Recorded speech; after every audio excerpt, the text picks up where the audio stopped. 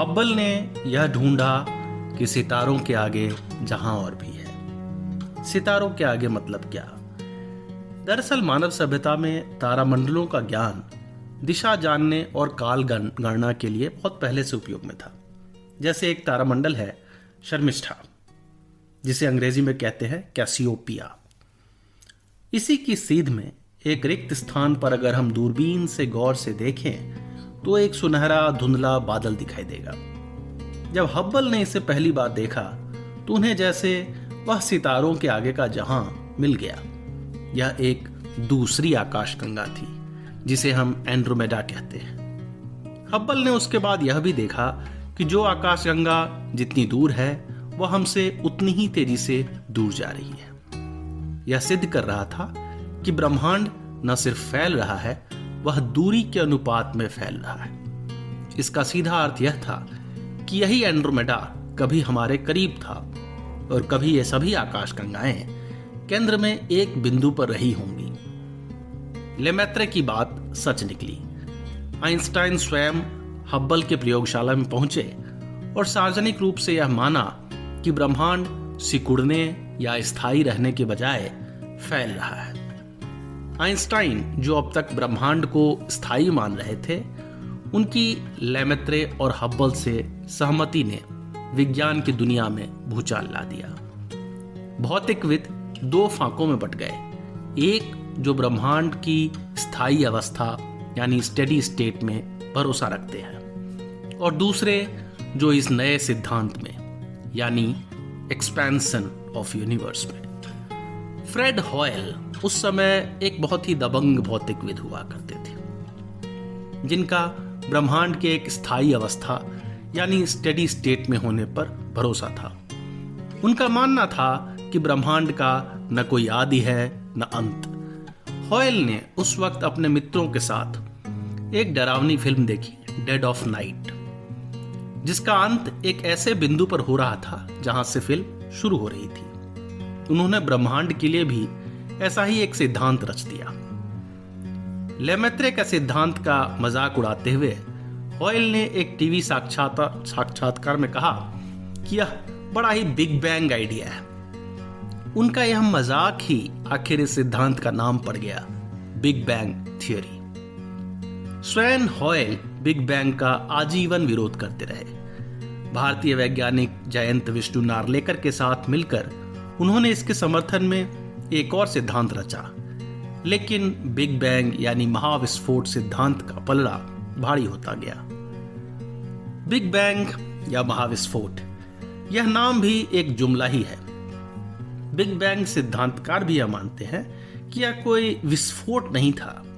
अगर विस्फोट होता तो इसका एक निश्चित केंद्र भी होता, लेकिन हम ब्रह्मांड में किसी एक बिंदु पर उंगली रखकर यह नहीं कह सकते कि यही इसका केंद्र है। यह एक विस्फोट न होकर एक तरह का विस्तार या एक्सपेंशन था। जैसे कि एक बैलून जब फूलता है तो उसका कोई केंद्र नहीं होता, हम उस बैलून पर एक बिंदु हैं। बैलून के फूलने के साथ साथ हमारे आसपास के सभी बिंदु भी दूर होते जा रहे हैं। क्या बैलून की सतह का कोई केंद्र होता है जहां से वह फूलना शुरू करता है? नहीं। मैं जब इस अंश के साथ एक भौतिकविद से विमर्श कर रहा था तो उन्होंने सुनकर कहा, हाँ ठीक है, लेकिन इट्स नॉट दैट सिंपल। यह बात तो सही है कि यह इतना सरल नहीं है। मैं सहजता से फौरी बातें कह रहा हूं क्योंकि मेरा ध्येय अंततः गोंडवाना तक पहुंचना है, यानी जम्बू द्वीप जिसको कह सकते हैं। विज्ञान के हर प्रश्न के अंदर सैकड़ों प्रश्न होते हैं। नित नए प्रश्न जन्म लेते रहते हैं। यह स्वयं में एक ब्रह्मांड ही है जो सरल तो नहीं ही है। धर्म और विज्ञान के ग्रंथ इतने क्लिष्ट और विशेष होते गए कि आम लोगों ने पढ़ना छोड़ दिया। इतिहास की तो यह दशा न हो। कुछ बातें तो ऐसी जरूर है जो एक मामूली समझ के व्यक्ति भी सोच सकते हैं कि हाँ ऐसा हुआ होगा। अब उस सोच को फॉर्मूलों और प्रयोगों में बांधना तो विशेषज्ञों का क्षेत्र है। मैं उसी सोच से आगे कह रहा हूं, लेकिन यह बात गांठ बांध लें कि इट्स नॉट दैट सिंपल। यह इतना सरल नहीं है। बिग बैंग का अगर केंद्र था भी तो वह एक परमाणु के नाभिक यानी न्यूक्लियस से भी छोटा था। इसका आयतन शून्य था और तापमान अनंत डिग्री सेल्सियस था। वह जैसे जैसे फैलने लगा, अन्य कण जन्म लेने लगे। महज 1.34 सेकंड के अंदर ब्रह्मांड कई गुना फैल चुका था और इसका तापमान गिरकर 10 अरब डिग्री सेल्सियस हो गया। ध्यान रखें, पहले इसका तापमान अनंत डिग्री सेल्सियस था, जो कि बिग बैंग यानी 1.34 सेकंड के अंदर गिरकर 10 अरब डिग्री सेल्सियस था। ब्रह्मांड एक सेकंड में कितना फैल गया? यह 1000 लाख गुना नहीं, बल्कि 10 के आगे 29 बार अगर शून्य लगा दें तो लगभग इतने गुना फैल गया। शुरुआत कुछ क्वार्क और फोटॉन जैसे कणों से हुई। यह बड़ी तेजी से ब्रह्मांड में फैलने लगे और तापमान गिरता गया।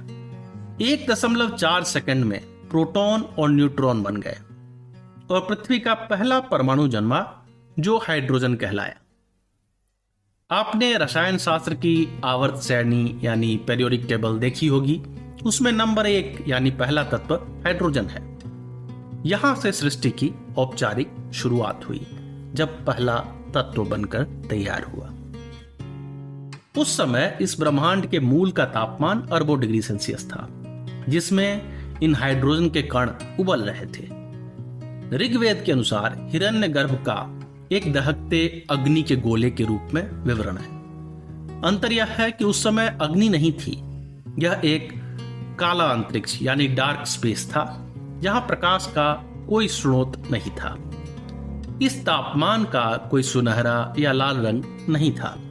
यह मुमकिन है कि उस समय के कण आज भी डार्क मैटर के रूप में मौजूद हों, और अगर हमारे पास ऐसे उपकरण आ जाएं, तो उन कणों का विश्लेषण किया जा सकता है। हाइड्रोजन के साथ ही पीरियोडिक टेबल का दूसरा तत्व हीलियम भी बनने लगा था। ये तेजी से घूमते, आपस में टकराते परमाणु धीरे धीरे करीब आकर जुड़ने लग गए थे। नए परमाणुओं का सृजन होने लगा था। हम पीरियोडिक टेबल के 26 तत्वों तक धीरे धीरे करके पहुंच गए। हालांकि इस कथन में कुछ पेच है, जिसकी बात मैं आगे करूंगा। परमाणु से अणु बनने लगे। इन हाइड्रोजन हीलियम के गोलों से अग्नि का सृजन हुआ। इसके साथ ही ब्रह्मांड में प्रकाश आया।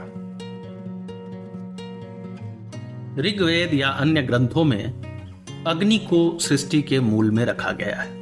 यह अब स्वाभाविक लगता है, लेकिन भौतिकविदों को यह सिद्ध करने में समय लगा।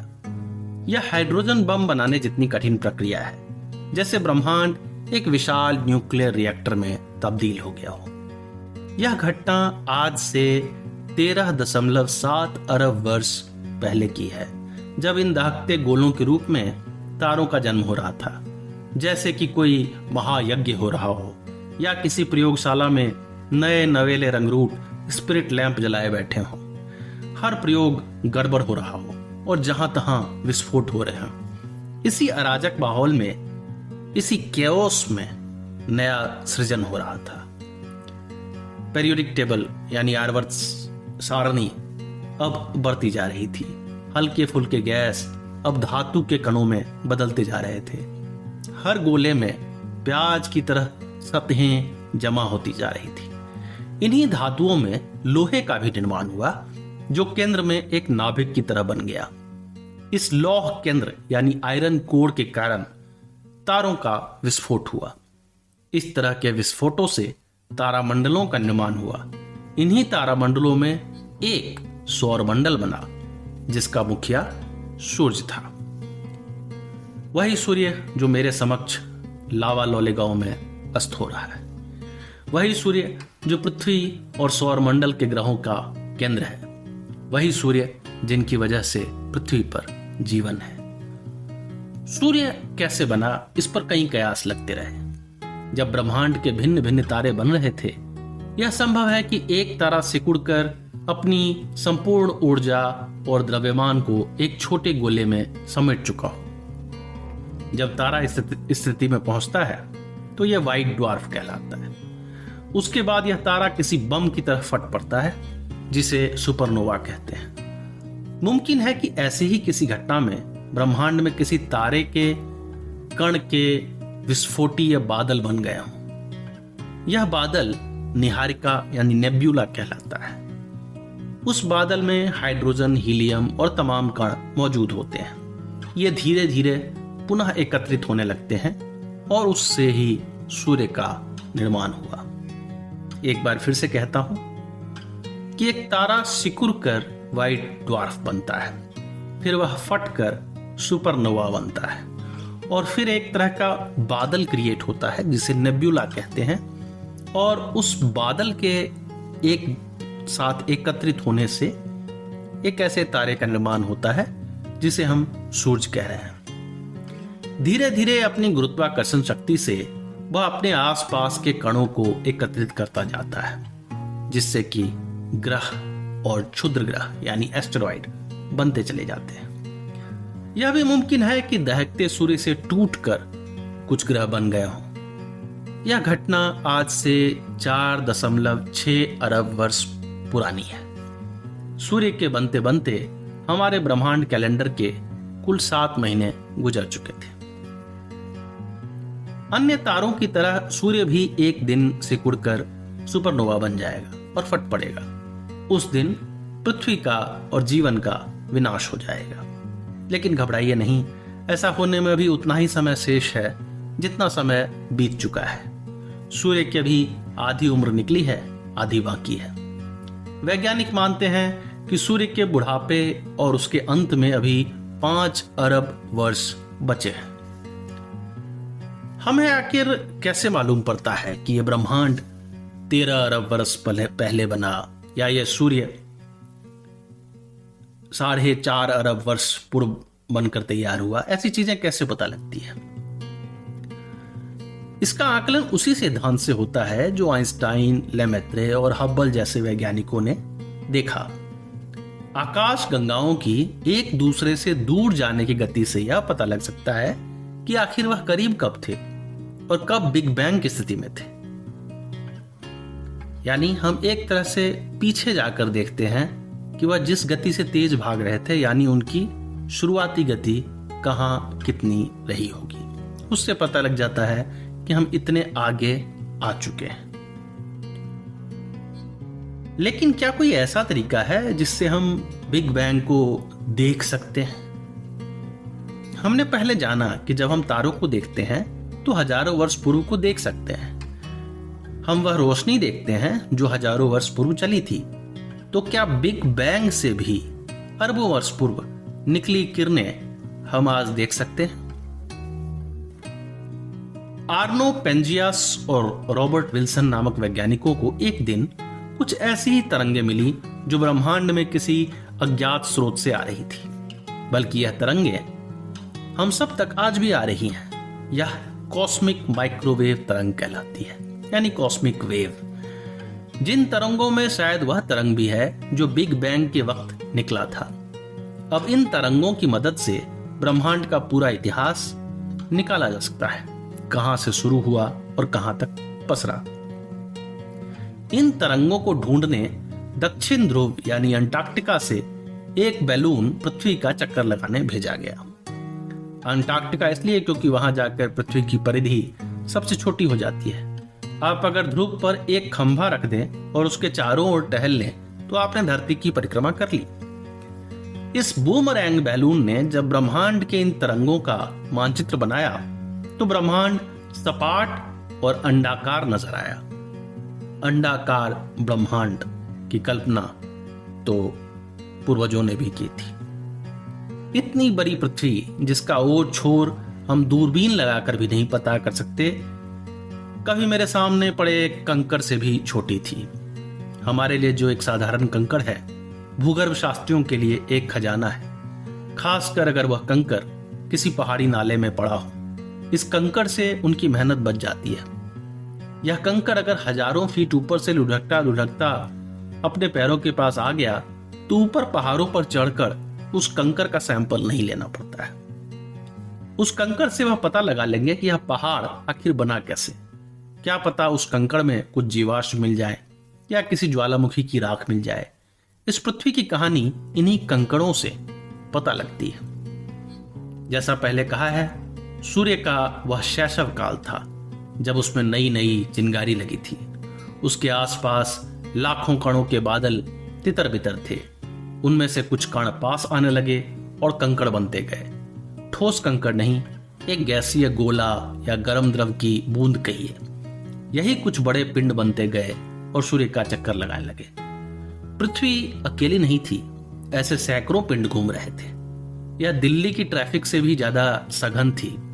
एक ही कक्षा यानी ऑर्बिट में कई पिंड थे जो तेजी से चक्कर लगा रहे थे और आपस में टकराकर किसी और कक्षा में जा रहे थे। कुछ बिखर कर टूटते जा रहे थे। मानव ने तो संघर्ष कर जीना बाद में सीखा। उस वक्त तो पृथ्वी अपनी जगह सुनिश्चित कर रही थी। यहां एक बात मन में उभरती है, सूर्य या तारों में तो मुख्यतः हाइड्रोजन और हीलियम है। फिर ये तमाम जो तत्व हैं वो कैसे बने? मसलन पृथ्वी का सबसे हल्का ठोस तत्व लिथियम जो हमारी मोबाइल बैटरी में है, वह कैसे बना? क्या आप हीलियम से लिथियम या कार्बन बना सकते हैं? हीलियम एक निष्क्रिय पदार्थ है तो नहीं बना सकते। फिर यह कैसे मुमकिन हुआ? फ्रेड हॉयल ने एक सिद्धांत दिया कि अगर हम सूर्य जैसे उच्च तापमान पर हीलियम अणुओं को जोड़ें तो कार्बन या अन्य तत्व बन सकते हैं। यह सिद्धांत प्रमाणित हुआ और नोबेल पुरस्कार भी मिला। हालांकि फ्रेड हॉयल को यह पुरस्कार नहीं मिल सका। यह बात सिद्ध करती है कि हम सब के शरीर का एक एक कण किसी न किसी तारे से मिला है।